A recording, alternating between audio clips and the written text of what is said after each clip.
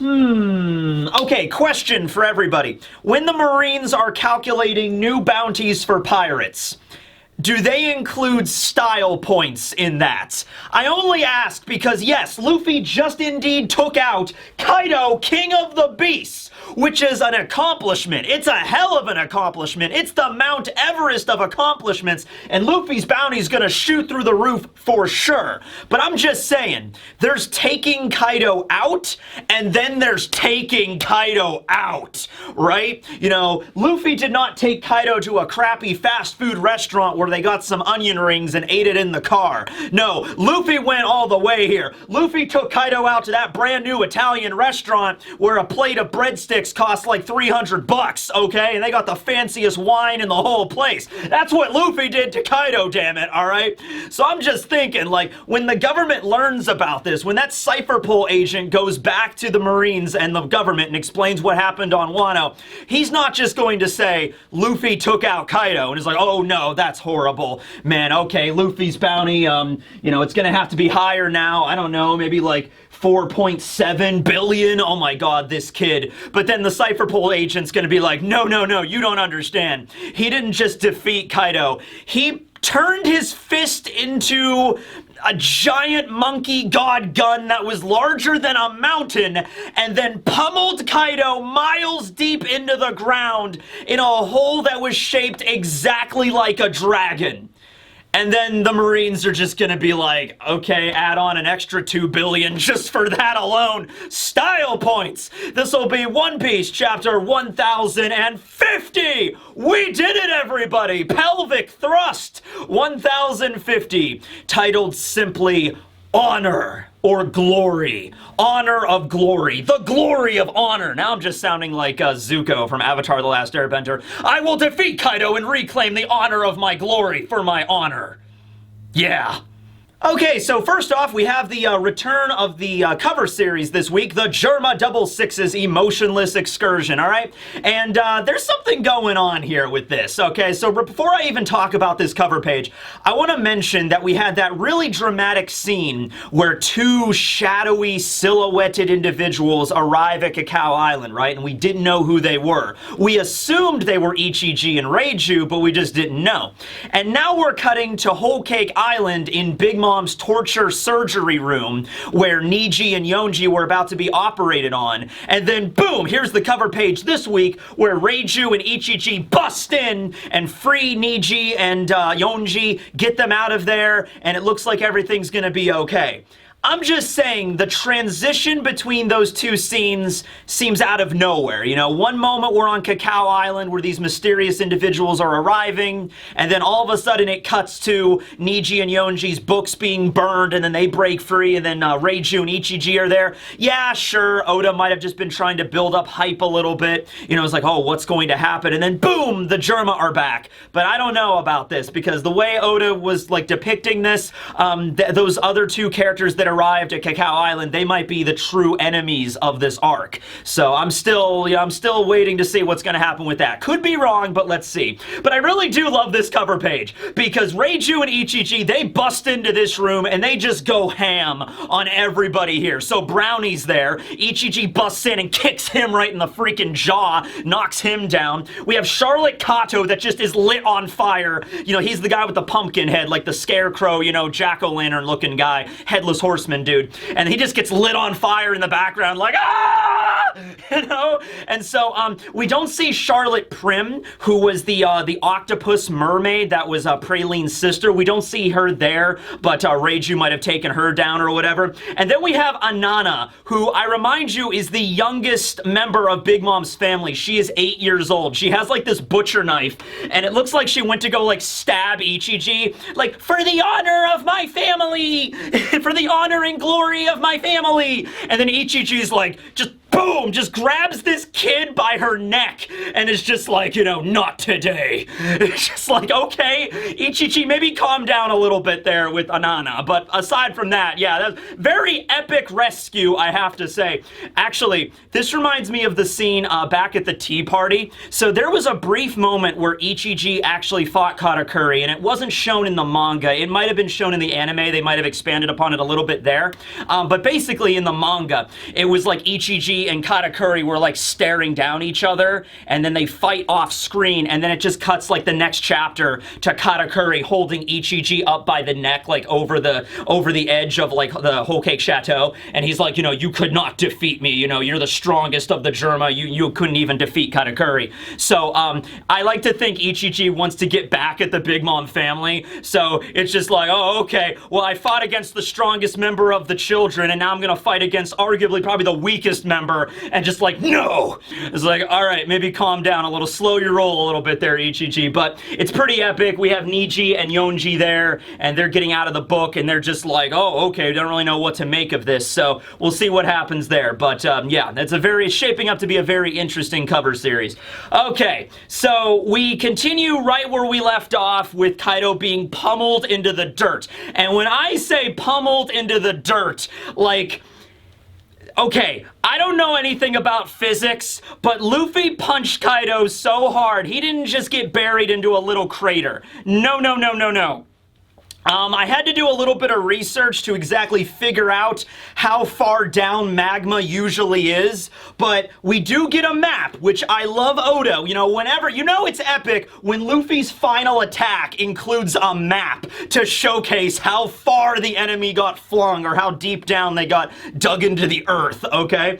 So, Kaido is being pushed down. He goes from his dragon form back into his Oni form. I think that's because he's losing consciousness, so it's just like he can't maintain it anymore, so he goes back into his regular form. And then we have the map. Now there's a lot of stuff going on here with this map. First and foremost, we see an image of Kaido, and one of his horns actually got completely knocked off by Luffy. So Luffy, I mean, dude, Gear 5th was awesome, but that might have been going maybe a little bit too far. I mean, for somebody like Kaido, knocking off his horn, I mean, that's the equivalent of like ripping off one of his family jewels or something, right? Like, it's just certain things you don't do, Luffy, but like, whatever, okay. So Kaido, one of his horns got knocked off. We see the map depicting the hole that Big Mom fell in and the hole to Electric Boogaloo that Kaido fell down into, and they're parallel. They're like right next to each other on the map, okay? And I want to reiterate here for a second. With Law, it sort of made sense because Law has arguably the strongest devil fruit in like the entire story, and the whole point of the Op fruit, you know, one of the points of it is it sort of manipulates spaces, okay? So the idea of Law using his awakening to pierce the ground and just generate a giant, like, geometrically perfect hole that goes down like 5 miles, that makes sense for Law's fruit, okay? It's like a very neat, like, just straight hole that goes down. But Luffy's punch was so hard that, you know, Kaido hits the dirt and it's also just straight down, alright? He doesn't lose any inertia or whatever. Like, Kaido's just going straight down. So I cannot imagine the Herculean force that was behind Luffy's punch. It had to be absurd. It had to be, like, literally the power of, like, a nuke in that monkey god gun, alright? Like, it was insanity how far down Kaido gets hit, okay? So, Kaido and Big Mom, we find out what happened with Big Mom here, too, because Kaido and Big Mom end up in the same place. There's, like, a magma caldera underneath Wano. And that makes sense because behind the flower capital is Mount Fuji, and Mount Fuji hasn't really played an integral role in this arc at all, except for being an interesting, you know, set piece. But Mount Fuji, if it's anything like Mount Fuji that is, you know, real in Japan, it's a volcano. So it would make sense that there would be like a magma caldera or a pocket of magma under the earth, under Wano, because of a volcano being there. So I looked it up on the internet just to see, like, okay, when it comes to volcanoes in our world, how far down is, like, the magma pocket? And I looked it up, and just really quick, and it said anywhere from, like, 1 to 5 miles, and even 1 mile down of just pure earth, that's what Luffy shot Kaido through, okay? That's ridiculous. And Kaido was not, like, it wasn't like he took, like, a little bullet and he flung that into the earth. No, Kaido was this giant, non-aerodynamic dragon that got pummeled into the earth that hard. I'm not gonna get over that. It's insane. So, here's the problem, though. We have Big Mom and Kaido both getting dumped into this magma pool at the same time. That sort of messes up the geology of Walmart? What the? Of Wano. I don't know where that came from. That messes up the geology of Walmart, okay? So yeah, Wano is built on top of a giant Walmart, and Kaido and Big Mom just got dumped down into the bakery section, and Big Mom's down there devouring all of the ho-hos and the Twinkies and everything. Kaido lands, and it's like, Lin, what are you doing down here? Oh crap. So, yeah, anyway, it kind of messes up the geology of Wano here, right? And so we see a bunch of the magma, like the ground beginning to crack and the magma filling the cracks. And it's like going up in the area where the sea was. Because remember, it's like mainland Wano, and then there was like a little bit of the sea, and then that's where Onigashima used to be, and then there's more sea, and then there's the waterfall. All of Wano is basically on this massive like plateau in the middle of the ocean. So you have like ocean level, and then you just have like Wano like right in the middle, like a mesa or whatever it's called, plateau, I don't know. So yeah, that's a problem. That's probably going to result in some volcanic activity, but we'll worry about that later. Point is, Kaido got knocked into a lava pool, which is also a very metal way to finish off both Yonkos, okay? Like, just imagine with Big Mom, right? So Kid and Law fight against Big Mom. They're hitting her with everything they got. You know, they're awakenings after awakenings. Kid busts out this giant mechanical bull. Then he busts out the rail gun, and then Law's doing all his techniques. And then they drop Big Mom in a giant hole that is no less than 1 mile deep. Then they drop a nuke on her, and then she falls in a magma caldera. Can you get in a more epic way to take out a Yonko? Like, Oda went crazy with it, right? It was just like, how to take out a Yonko. All right, let's make a bottomless hole, and then let's drop a nuke on them, and then they fall into a magma pool. It's sort of something like a little kid would come up with, but you know what? It works. It works in this situation. So then we have Luffy. Let's not forget about him. He's falling out of the sky. He's unconscious. He can't do anything. But it's okay because Yamato is there. So, you know, Momonosuke and Yamato were right outside of Onigashima. And so Luffy's falling down and Yamato's like, Luffy! It's like, you know, slow motion or whatever. But she manages to grab Luffy falling out of the sky. He's good. It's all right. I think even if Luffy hit the ground with that force, he would have been okay because he's made of rubber. So Yamato caught him, everything's good on that front. You know, Yamato just is holding Luffy there, and she just begins to laugh, because Luffy's unconscious, he can't say anything, but, you know, Yamato's just like, you guys are really something. This was an insane night. You know, this was wild. This is going to be going on the slideshow, you know what I mean? And just Momonosuke's there, and he's passed out, he's drained, he's not unconscious, but he's just like, oh my god, that was insane. I can't believe I managed to do that. You know, and so Onigashima's there and everything. And then we cut to the Flower Capital, but we also have the narrator come on and say, the winner of the sky battle between Kaido and Luffy, the winner has been revised. Oh, okay. I see what you're doing here, narrator. You lied to us. I see. I took your word for God, narrator. I thought you were just Oda speaking through the pages. You know? And just like, well, your word was decreed as like, oh, okay, well, Frankie beat Sasaki, so I guess we're just gonna put the bookmark in that. Sasaki is defeated. Big Mom was defeated by Kid and Law. All right, there we go. Kaido beat Luffy. It's like, all right, it's in the books. And he's like, wait a minute. I'm like, all right, narrator. All right, you're on thin ice, narrator. We cut over to the Flower Capital where it is finally beginning to die down as all of the lanterns are ascending into the sky, and there's only a few left, and so Otoko has not sent hers up yet, and so Tenguyama is there. And once again, I just have to reiterate, nobody in the Flower Capital has any idea what's going on or the battle that just took place, and that's going to lead to an hilarious scene at the end of this chapter. But we have Tenguyama there looking up, and he's just remembering everything. You know, he's an old dude. Tenguyama's like in his 80s, and all the oppression he witnessed throughout his years in Wano and everything, and now I think he has this feeling like it is supposed to be coming to an end. Or rather, maybe Tenguyama knew about the assault. He knew that they were all going to Onigashima to battle. He chose to stay behind to protect Otoko, right? So Tenguyama, can you imagine like going through like a festival like this? Like, you know, when the sun goes down, he knows that the most epic war ever waged in Wano is going to be going on at Onigashima. And he can't get involved. His job is to take Otoko to the county fair, basically, and just have a fun time playing games and eating, bad fast food or whatever. And then, hopefully, by the time the sun rises, it's either they won and Wano is liberated, or they failed, and it's not going to be a pretty sight. And so Tenguyama has to go through the whole festival with knowing that that's like the all or nothing odds, okay? So you have Otoko there, though.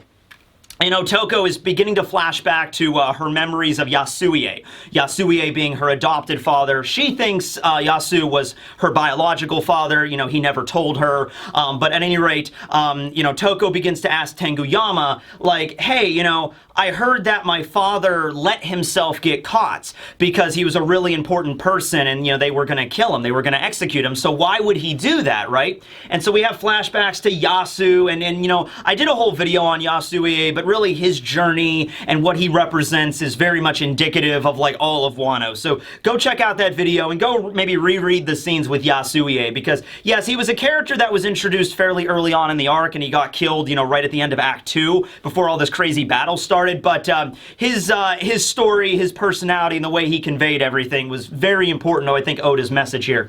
So Otoko's asking Tenguyama, like, why did he do that, right? And so Tenguyama's like, because if he did not do that, then the one chance we had at hope would be just extinguished. We had this 20 years of oppressive dictatorship by Kaido and Orochi. And then we had this glimmer at the end of the tunnel that, like, Toki's prophecy was going to come through, the scabbards were going to come back, rebellion would occur, and Kaido and Orochi would be defeated. And so they had that in the palm of their hands, but then it was looking like the rebellion was going to fail. And people were going to have that, like, just slip right through their fingers. And Yasu was like, oh, hell no. I'm going to make sure that this succeeds, or at least give them a fighting chance, even if it costs me my life. And it did, but it was his sacrifice that led to this raid even getting off the ground, pretty much. But here we are now with it succeeding, okay?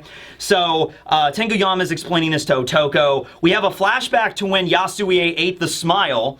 We assumed he always did, but it was also kind of interesting to think that he never ate a smile. He was just putting on airs, putting on the smile just to make the other members of Ebisu Town not feel as upset. So we see the flashback of Otoko eating the smile fruit, and Yasuie is like, oh, please don't tell me you ate that fruit. Rather reminiscent of when Luffy ate the Gamu Gamu no Mi, and Shanks was like, Luffy, do not tell me you ate that fruit! And Luffy's like, yeah? He's like, oh, crap, So Yasuie, though, his response is like, well, why don't I have some of that fruit as well? And so he eats it, and he became a failed gifter, and then he ended up smiling and laughing all the time, too. So that makes sense as well. It honestly probably helped disguise him, the fact that, the original Yasuie was this very stern kind of like guy, and after he ate the fruit, he was like, hey everybody, how you doing? I'm just dancing over here, so it probably helped to hide him, if nothing else, over the years.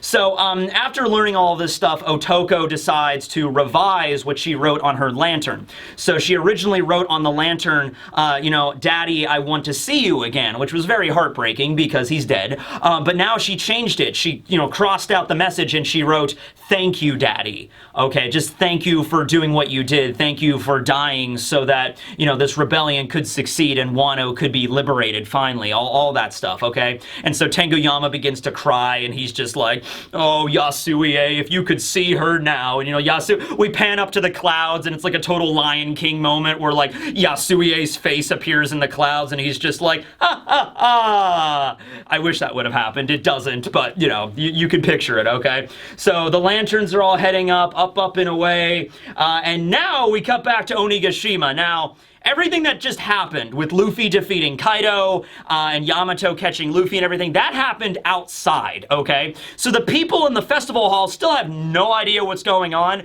They're still probably dizzy as shit from the island rocking back and forth and then landing. So that they have no idea what just happened, okay? So somebody has to relay this information. So Nekamamushi steps up to the plate. He's on the roof of Onigashima kind of looking down and seeing like Yamato's there and Momonosuke and Luffy and everybody and the giant Kaido-shaped hole, and Nekamamushi's like looking down the hole of the roof down into the Golden Kagura, down into the live stage, and he's like, all right, someone has to let him know what's going on. This looks like a job for a giant cat. Gyornyao! All right, listen up, everybody. Nah, I don't even know where to start with this. Okay, first of all, Momonosuke stopped the island from falling using his magical dragon powers. Pretty much everybody in the live stage is already confused. It's just like, wait, Momonosuke had a dragon fruit? What? Okay, alright. Also, Luffy defeated Kaido. Like, for sure this time, 100% drilled him into the ground like a tent pole. Alright, he's not coming back up.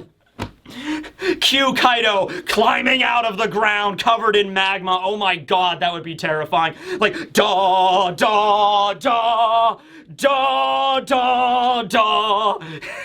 You ever watch Megas XLR? That one episode of Megas XLR with the Regis 5000 or whatever it was called, that robot that was like, you know, no matter how many times you destroyed it, kept coming back to life. And every time it came back to life, there'd always be that super dramatic theme in the da, da, da. You know, you puny humans cannot defeat the majesty of Kaido Mark V. You know, like something like that. So, Nekomamushi explains to everybody that, you know, we did it, we won, Luffy defeated Kaido, Momo saved the island, Orochi is gone, we won the fight, it's over, it's done. And then everybody in the festival hall, every samurai, every prisoner, the Straw Hats, Kids crew, Law's crew, everybody just, we did it! So come aboard and bring along all your hopes and dreams. You know, they're just laughing. And you know what? I love this scene. I just love this scene. It's just a bunch of random samurai that we don't really know, but just the joy on their faces after being, you know, crushed and just enslaved for 20 years, 2 decades. We see one samurai who's wearing the prisoner uniform, okay? So he was in the Udon prison hugging this other samurai. And I don't think they like, it would be really interesting if they were like brothers or something that got separated, but I don't even think that's the case. I think these are just like 2 people that don't even know each other. And they're just, maybe during this battle they started to fight because there was so many other things going on in Wano. We were just focusing on the Toby Roppo, the Straw Hats, Luffy, Law, Kid. We were focusing on those characters because they're the main cast of One Piece, of course. But you have to imagine there were some bonds that were made on this battlefield. Like, that one prisoner that's hugging the samurai, maybe, like, they didn't even know each other up until Wano, up until Onigashima. And they get in there and they start fighting and the samurai is getting beat back by some of the gifters or whatever, and this guy in the prisoner uniform shows up and he like saves his life and he's like, you just saved me, what's your name? It's like, my name is, I don't know, Satoshi. It's like, are you a Pokemon trainer? No, that's my cousin, he's a weird kid. It's like, oh, okay, cool. Well, my name is Ken from the Street Fighter games? Yeah, damn straight! And then they didn't know each other up until the battle, but then they started to, you know, form this bond. It's like, hey, it's like a Forrest Gump and like Bubba in the movie. It's just like, you know what, brothers in arms, man, let's just do this. And then the whole battle they were together like watching each other's backs and fighting, and it's like the fight's only been going on for like 1 night, but it's like after it's over, just like, we did it, bro, we did it, you know. And it's like, yeah. So I just add a lot of headcanon where it doesn't exist, but here we are. It's a very epic scene. We see scenes of everybody though. We see Nekomamushi and Inuarashi there. We see Kawamatsu with a bandage over his eye. We see Raizo striking a ninja pose of victory. We have Denjiro standing behind Hiyori, although Hiyori is sort of in silhouette. We don't really know what's up with her. Then we have Kid and Killer there. They're looking as, well, they're smiling, but, you know, Kid is showing us as much excitement as he feasibly can. Law is there with Beppo. That's hilarious. Beppo's, like, jumping on the back of Law. And, you know, Beppo is a polar bear, remember? So he's like, you know, piggybacking on the back of Law. And he's like, Captain, we did it! And Law's like, yeah, I know, you're crushing me. You weigh like a ton, literally. And so that's funny. Apu is off to the side, and he's like, Straw Hat took down Kaido. Oh, that's not good. All right. And I feel like Apu is already working on his next double cross. He's already working like, okay, how many double crosses do I have to do to get out of this sticky situation? Hey, Kawamatsu! You know, he just starts walking over to a random character. Hey, Kawamatsu, so do you need a bodyguard? You know, and Kawamatsu's like, what? Who are you? Just like, I'm, a bodyguard for hire, yeah, you know, we could work together, you and me, we could conquer the sea. And Kawamatsu's like, yeah, I'm gonna walk away from you now. I don't really know what this is all about. So Apu's like trying to work that, I guess. We see Nami and Otama. They're happy, they're cheering. Marco's off to the side, just looking cool. Marco's just, you know, leaning against a pillar like this, just like, Damn fine, Luffy. Damn fine. Mm-hmm. You did it. You know, just like, that'll do. That'll do. Okay, he's awesome. There's Zeus is there. We have Hyogoro. We have all of the Yakuza leaders. They're cheering. Then we have Usopp arriving with Okiku and Kinemon, though, and Frankie arrives with Zoro, and they're like, we need, like, you know, medical assistance, stat, chopper. You know, you gotta save Okiku and Kinemon. He got sliced in half for real this time, but is somehow still alive. Whatever, you need to save him. And then Frankie's like, Zoro's not opening his eyes. We need sake, stat. We need 30 gallons of sake, stat. Hook him up to him like an IV. Chopper's a little bit overwhelmed because, you know, there's so many casualties flooding in now that the battle is over. But Miyagi and Tristan, the minks, they jump in to help out. And so Miyagi's like, I'll lend you a hand. It's okay because Miyagi, we actually did not see him go into Sulong, but that's because he has a different kind of Sulong. You know, he's actually mastered it. It's like he goes into, I'm Super Doctor 3. Oh, no, Super Sulong 3. Yeah, Miyagi walks up and he's like, what you're seeing now is my normal state, Chopper. But you don't need just a normal goat. You need the goat to help you out. This is a Sulong. And then this is a Sulong that has ascended past a Sulong. And then this is Super Sulong 3. And then he uses this magic, like, Hippocratic Oath. And he starts, you know, healing everybody with lasers, I guess. I don't know. Minks are weird. So, the Chopper's gonna help everybody out. Miyagi's there. They have enough medicals. Marco's there. Law is there. I'm sure they'll be fine. I'm sure everybody that is, like, injured will be saved, okay? And so now we cut outside of Onigashima where we see Momonosuke on the ground, and he begins to communicate with Zunisha. So after Momonosuke kind of has a moment to collect his breath, he's like, okay. Now, Zunisha. And Zunisha's like, yes, Momonosuke, what do you desire? It's like, okay, look, I know you really want me to open up the country's borders right now, but I don't think I'm gonna do that right this moment, okay? And I need to think about that for a moment. So you cool with that? And Zunisha's like, yes, of course, I understand. I have it in, I trust it with you, okay? And I can also imagine Zunisha, like, looking down at all of the government ships that have cannons aimed at Wano, and Zunisha's kind of like, yeah, I think that kind of is a smart move, Momo, but I'll leave it in your hands, okay? I eagerly await your decision, or something like that.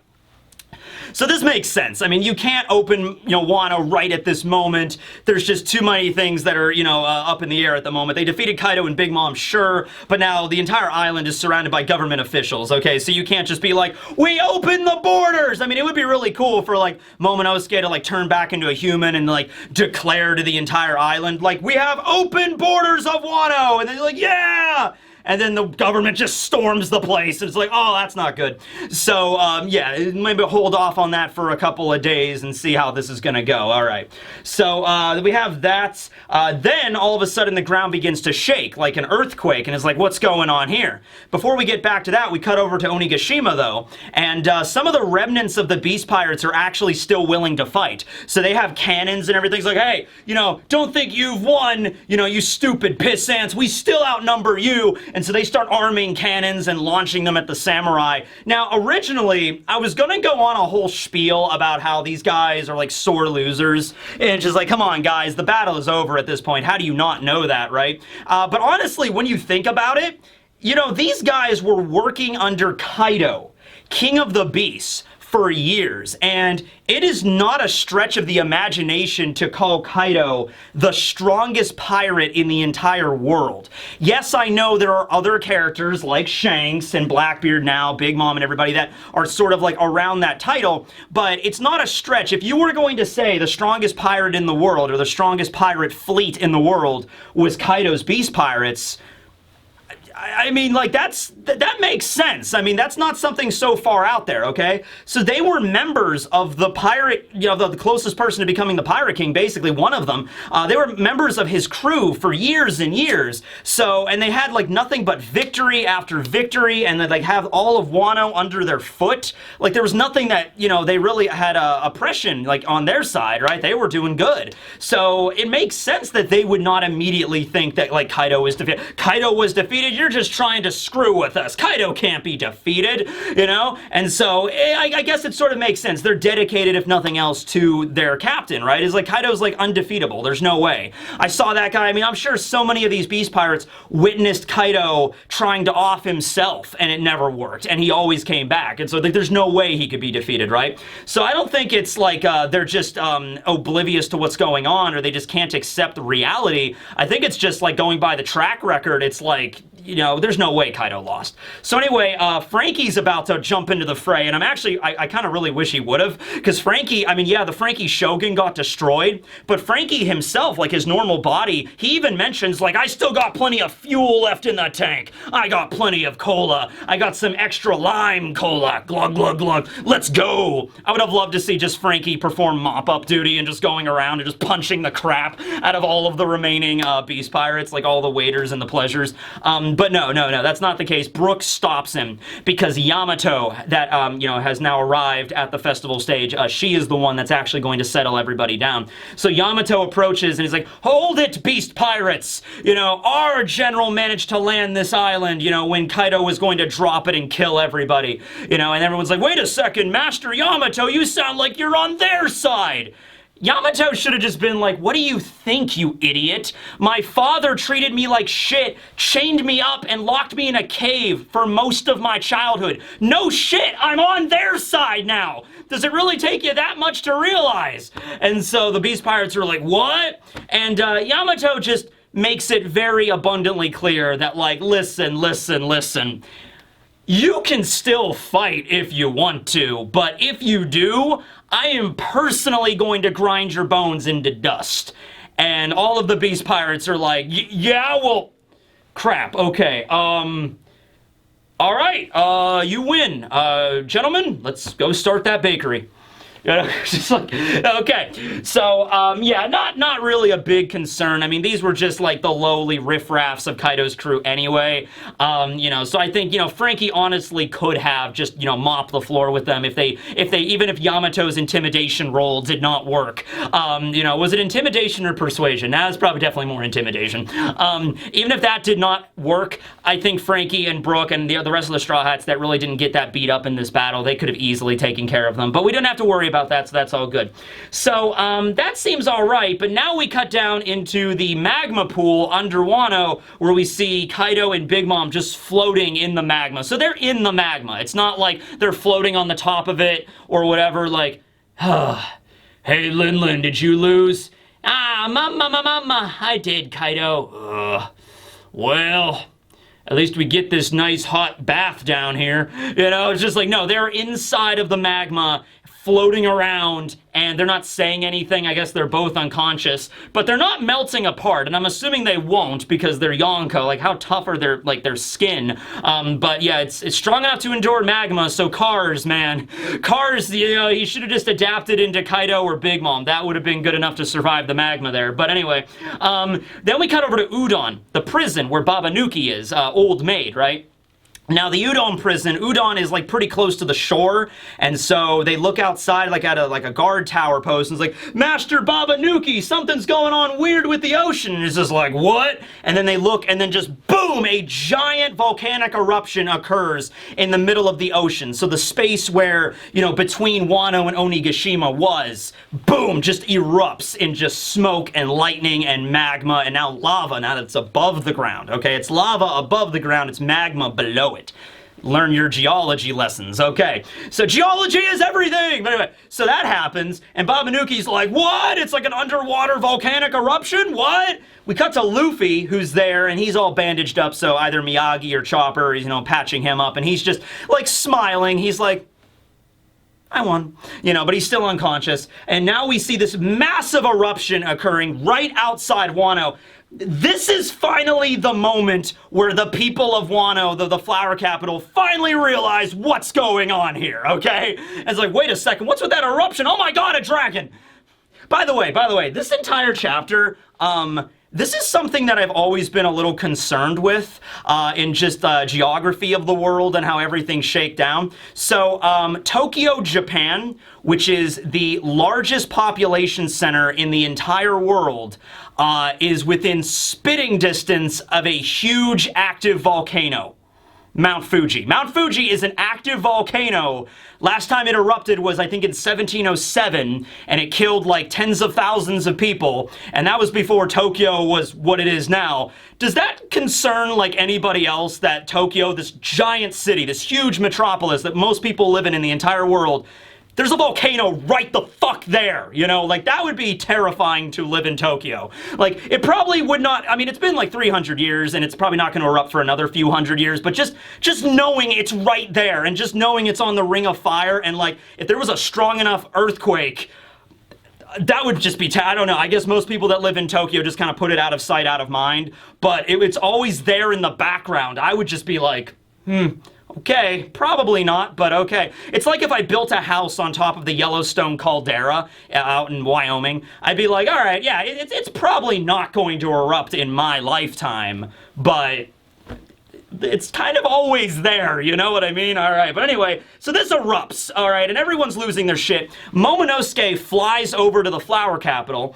and he has a lot more confidence in himself now. He seems to have better control over the flame clouds, allowing him to fly. Remember when he was flying from Wano up to Onigashima with Luffy, he was like, I haven't really controlled like the flight controls of this yet, right? Here he seems to have a lot more control, like a handle over it. After he did what he just did, bench pressing Onigashima, I think he knows how to handle himself, right? So he lands there. Everybody in the flower capital, of course, immediately thinks that he's Kaido. It's like, Master Kaido, but this is the one day we get to hang out away from you. By the way, did you get a dye job? That looks nice. You know, he's like, well, yes, I got tired of the blue, so I decided to try something different. You know, go a little bit radical with it. I went with the pink. I like the pink. And like everybody in the flower capital is like, oh, yes, sir, it looks glorious. But no, Momonosuke, of course, is like, I am not Kaido. I am Momonosuke. It's like, okay, see where this goes, like, all right. And so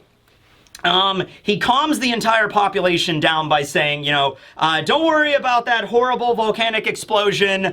You know, everything's under control. In fact, you can consider that volcanic eruption to be the salvos of victory, the final erupting, you know, glorious roar of Wano, announcing the end of Kaido and Orochi's reign. So Momonosuke is spinning it in a very, very poetic sort of way. But it's still a massive volcanic eruption, so you still might want to, I don't know exactly how you're going to get around that, but you might want to deal with that, okay? And so then Momonosuke descends, and he transforms back into his normal form, which would be his adult form that we've yet to see. And so then we just see this cloud of smoke in the middle of the flower capital.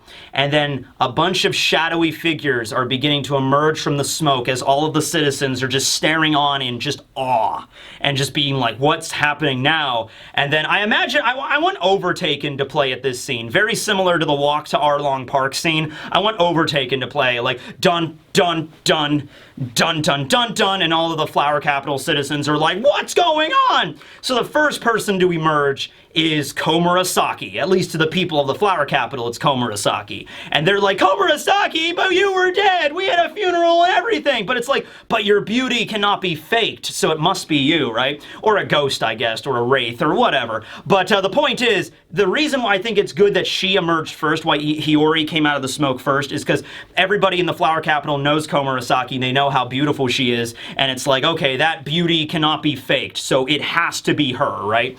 And so she emerges, and then we have Kyoshiro emerging next, or Denjiro emerging, and they're like, what happened to your pompadour, Kyoshiro? And dude, a lot of crazy stuff happened in this chapter. I'm gonna say Denjiro gets the MVP. He gets the epic because he just walks out and he's just like, all right, ladies and gentlemen, this is gonna be a long story. There's a lot of stuff to include here. You know, we kind of jump around a lot. There's a lot of false finishes and everything, and some things are very dramatic. I'm also gonna have to include a bunch of things I was not there for, but first and foremost, allow me to introduce the new shogun of Wano country, and then boom, end of chapter 1050. For a milestone chapter, I'd say this took the cake. No break next week, so woo! And so yeah, that's great. I love that. I love how Denjiro is just like, these idiots don't know shit about anything that just happened. Alright, so this is going to be a long story, alright? I wonder how Denjiro is going to explain it. We're probably just going to cut over that part. No, now we launch into another 50 chapters where Denjiro is just retelling the story to everybody. Alright, everybody stand around, everybody sit around, okay. Let me tell you the story about how Luffy defeated Kaido. Where to start? Okay, well, so the Straw Hats, okay, so we all went out to sea, right? And there was nobody there. And we thought that, the operation had failed, but we still went out to sea. But it was because of Kinemon's genius 4D chess thinking that at the last minute, Law's crew, Kid's crew, and Luffy's crew all arrived to help us. And he just starts retelling the entire battle. And then by chapter 1100, we should be all caught up with Wano. That should be the true ending. So no. Now, Denjiro says, please allow me to introduce myself. I'm a man of wealth and taste. Rolling Stone reference. Sorry, I had to do that one. Allow me to introduce the new shogun of Wano. Now, we don't know who he was referring to. I'm going to assume, well, there's 3 different ways we can go with this, honestly. So I guess there's more than 3. I guess there's like 4 or 5 or 6. But the first way is Momonosuke. Okay, so he's just like, allow me to introduce the new shogun of Wano, Momonosuke, which I think Oda wants us to believe that's what's happening because Momonosuke arrived as a dragon, he transforms, and it's like we're going to get to see what Momonosuke looks like. Does he look a lot like Odin? He walks out of the smoke looking just like Odin or very similar. The people are going to be like, oh, it's Odin, right? So that's one way that we could go with it. I think that's the standard way that Oda wants us to believe that's going down that direction. Number 2 is obviously Hiyori. So it's like, allow me to introduce the new shogun of Wano, Hiyori Kozuki, who, by the way, is Komurasaki. And everybody would be like, what? But I don't think anybody would complain about that because anybody's better than Orochi. There might be a few people in the crowd that would be like, a woman cannot be shogun? And just like, dude, you want to go back to Orochi? Oh, you know what? Good point. Bow down to Shogun Hiyori. So I would actually really like that. The third option would be they're both the shoguns. Allow me to introduce the new shogun of Wano. Hiyori and Momonosuke are both going to rule together. But the way he says it seems to imply there's only one, so I don't know about that. And I guess there's other ways to go about it. It's like, okay, everybody, citizens of Wano, allow me to introduce the new shogun of the entire country. Raizo of the Mist, ladies and gentlemen. And Raizo's just there like, wait, what? What? Oh, Raizo, don't be coy. You're the one that saved everybody with that giant flood jutsu. You're the new shogun. Take to it. Raizo's like, I should do a what-if scenario. You know how the manga We Never Learn ended, where, they had the different routes for each one of the love interest? There was 5 different endings to that manga. That's the way we should do it with this. He walks out, he's like, okay, route number 1, Momonosuke is the shogun. Route number 2, Hiyori is the shogun. 3 is Raizo. 4 is... Denjiro's like, I'm the new shogun. Be like, okay. And it's like, then this person's the new shogun. Nekomamushi, this giant cat that none of you have ever seen before is now the new shogun. And just like, how about this dog? That would be funny to do that. But okay, so that's the end of the chapter. As far as the first chapter of the post Wano arc, or the wrap up, it's going along very swimmingly, but there's still a lot of stuff that needs to be covered. We did not even address what's going on with the world government and the Marines side of things, and the Cypher Pool Zero agent that left last chapter, so we need to address that. We have an issue with opening the borders of Wano now with this. We still have to see what Momonosuke looks like, and what Denjiro. We still have to see Momonosuke, and we also have to see Denjiro, explaining everything to the people. It's going to be a little complicated there. We still have to address, Zoro's really beaten up. Zoro still saw the Grim Reaper. That needs to be addressed. That needs to be talked about at least a little bit. Zoro comes back from the dead, and he's like, I saw the Reaper. And it's like, oh, but you almost died. It's like, no, I saw the legitimate Grim Reaper. this is a problem. Something's going on here, right? So I want to see that addressed. But there's just so many other things with each individual character that we need to explore. We need to find out what's happening to Yamato. Is Yamato going to stay, or is she going to go with the Straw Hats? Like, there's so many things to address and go into here. When it comes to the shadows emerging from the smoke, okay, 1, 2, 3, 4, 5, 6, 7, 8. I guess there's 8 of them. So we have Hiyori, Denjiro, Kawamatsu is clearly there, Raizo is clearly there, Nekomamushi and Inuarashi are there. I might have messed up my count already. I don't know. Well, Momonosuke is in the crowd as well, so we might not have seen everybody in the crowd with that, like, as they're walking out of the smoke, but it'll be made clear next chapter. So, yeah, there's a lot of cleanup in order to work. Oh, by the way, and the volcanic eruption, which, like, Momonosuke trying to pushes that aside, like, yeah, it's just a minor volcanic eruption right outside of mainland Wano, but, that's a good thing. Don't worry about that right now. Like, that is still probably an issue that needs to be addressed. Oh, what if Mount Fuji erupts and Kaido and Big Mom just get knocked off the top of Mount Fuji, just, and then they just land at random points in Wano, like, you know, they get back up and like, okay, what do we do now? And they're like, they shake off like the magma and like they're like coated in like a layer of like volcanic rock and it just cracks apart and Kaido and Big Mom break out and they're just like, ugh, well that sucked. And Kaido's like, man, even that didn't kill me. Jeez, what am I made of? You know, it's just like, so we'll see how this is addressed. But, you know, I don't think Kaido and Big Mom are dead. They're gonna probably get, you know, knocked out of the volcanic eruption back into the mainland of Wano somehow. They're gonna get out of the holes, but we'll see how that goes. Anyway, thanks for watching, everybody. A lot of stuff to discuss here, so we'll move on to the videos this week, and this will be Tekking101 signing out. Later, everybody. Whew.